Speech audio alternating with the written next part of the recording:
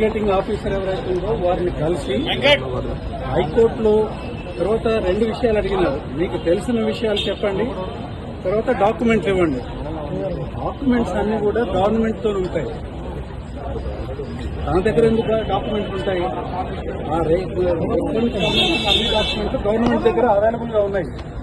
So వాటిని అవి మీ దగ్గరే ఉన్నాయి, మీరు గవర్నమెంట్ దగ్గర నుంచి తీసుకోండి అనేది ఒకటి. తర్వాత ఇంకొకటి ఏంటంటే కోర్టులో కేసు పెండింగ్ ఉన్నది, రిజర్వ్ అయినది. పెండింగ్ అంటే ఆర్గ్యుమెంట్స్ కూడా కంప్లీట్ అయిపోయి జడ్జిమెంట్ రిజర్వ్ అయింది. ఈ జడ్జిమెంట్ వచ్చేదాకా మీరు దీన్ని వాయిదా వేయండి. ఎందుకనంటే సబ్సిడీస్ అయి ఉన్న దాంట్లో ఆల్రెడీ ఆర్గ్యుమెంట్స్ అన్ని కూడా చెప్పినాము. మా స్టాండ్ మొత్తం కూడా కోర్టులో చెప్పడం జరిగింది. ఏసీపీ వాళ్ళ స్టాండ్ కూడా వాళ్ళు చెప్పినారు. ఆ జడ్జిమెంట్ వచ్చేదాకా మీరు ఓపిక పట్టి మాకు అంత టైం ఇవ్వండి అని ఒక లెటర్ విచారణ చేసుకోవచ్చు. వినండి. ఈ లెటర్ సబ్మిట్ చేయడం జరిగింది. ఈ సబ్మిట్ చేయడానికి ఇది కలిసి సబ్మిట్ చేసేదానికోసము మేము వచ్చాము.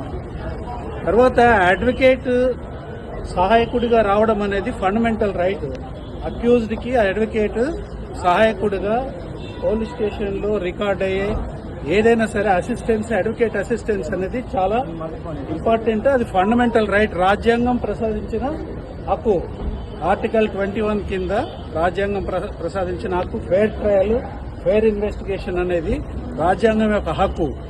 ఆ హక్కును కూడా కాలదనే పద్ధతుల్లో మీరు అడ్వకేట్లను తీసుకురావద్దు అని అండి. మరి అడ్వకేట్లను తీసుకురాకుండా నేను రాను ఎందుకు అని అంటే ఈ మధ్యన ఒక ఇన్సిడెంట్ జరిగింది. పట్నం మహేందర్ రెడ్డి గారు మాజీ ఎమ్మెల్యే, మాజీ ఎమ్మెల్సీ, వారిని బజార్లో ప్లేన్ క్లోజ్ లో ఉన్న పోలీసులు అరెస్ట్ చేసి తీసుకొని పోయి అతను ఒక్క ప్రశ్న కూడా అడగకుండా అతను ఏదో కన్ఫెషన్ ఇచ్చినాడని మొత్తం అవాస్తవాలన్నీ కూడా రాసి ఆ కన్ఫెషన్ ఆయన ఇచ్చినాడని చెప్పి కోర్టులో వేసినారు. చివరికి ఏం చేయాల్సి వచ్చింది? అందులో కేటీఆర్ గారి పేరు చెప్పి ఆ కన్ఫెషన్ తయారు చేసి ఒకటి ఫ్యాబ్రికేట్ చేసి కోర్టులో వేస్తే చివరికి ఆయన అది చూసుకొని నేను అసలు కన్ఫెషన్ ఇవ్వలేదు, నన్ను స్టేట్మెంటే తీసుకోలేదు అని అతను మళ్ళీ కోర్టు దగ్గర ఒక అఫిడవిట్ ఇచ్చి దాన్ని ఆ కన్ఫెషన్ ని డ్రాప్ చేయించినది. ఆ సోకాల్డ్ ఫేక్ కన్ఫెషన్ ఏదైతుందో దాన్ని డ్రాప్ చేయమని పిటిషన్ వేయాల్సిన పరిస్థితి ఏర్పడింది.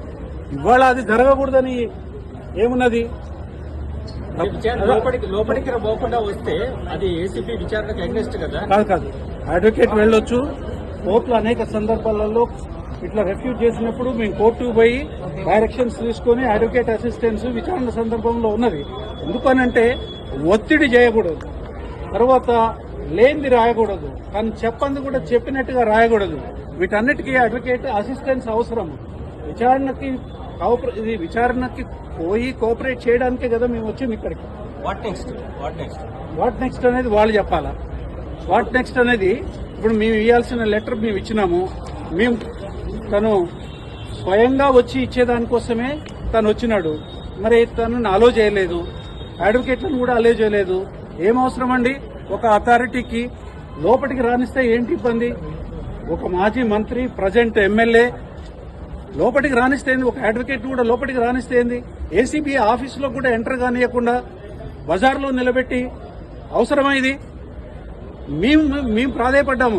అథారిటీ యొక్క గౌరవంకి భంగం అవుతుంది. మీరు ఆఫీసర్స్ ఇట్లా రోడ్డు మీదకి రాకూడదు, మీరు వచ్చి ఇక్కడ తీసుకోకూడదు అని అంటే పర్వాలేదు, మీరు ఇక్కడే ఇవ్వండి, మీరు మేము అక్కడికి రానియమని అన్నారు. ఏం పద్ధతి? ఏం నడుస్తా ఉంది రాష్ట్రంలో? ఈడీ విచారణ కూడా ఉన్నది. ఈడీ విచారణకి కూడా పోతామండి. ఈడీ విచారణకు కూడా అటెండ్ అవుతాము. ఇవాళ అటెండ్ కావాలనే కదా పోయింది. అడ్వకేట్ ని రానియమనే నెపంతో ఇవాళ అక్యూజ్డ్ స్టేట్మెంట్ ఇవ్వడానికి సిద్ధంగా ఉన్నా కానీ స్టేట్మెంట్ తీసుకోలేదు. స్టేట్మెంట్ తీసుకోవాల్సింది అంటే మేము స్టేట్మెంట్ కూడా మేము చెప్పాము, కండిషనల్ గా చెప్పాము.